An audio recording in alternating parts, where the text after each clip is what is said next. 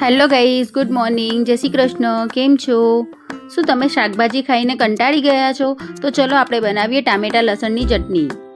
ટામેટાની ચટણી ખાવામાં ખૂબ જ સ્વાદિષ્ટ અને ખૂબ જ ટેસ્ટી હોય છે. ટામેટાની ચટણી બનાવવા માટે મેં અહીંયા 2 મોટા ટામેટા લઈ લીધા છે, 1 ડુંગળી લઈ લીધી છે, 4-5 કળી લસણની લઈ લીધી છે. હવે આપણે એક પેન લઈ લઈશું, તેમાં 1 ચમચી તેલ એડ કરીશું અને ટામેટા લસણ ડુંગળી એડ કરી દઈશું. હવે 10 મિનિટ માટે ધીમી આંચ ઉપર શેકાવા દઈશું. હવે 10 મિનિટ થઈ ગઈ છે. આપણે ટામેટા લસણ ડુંગળી શેકાઈ ગયા છે. આપણે એક થાળીમાં કાઢીને ઠંડુ થવા માટે 5 મિનિટ માટે મૂકી દઈશું.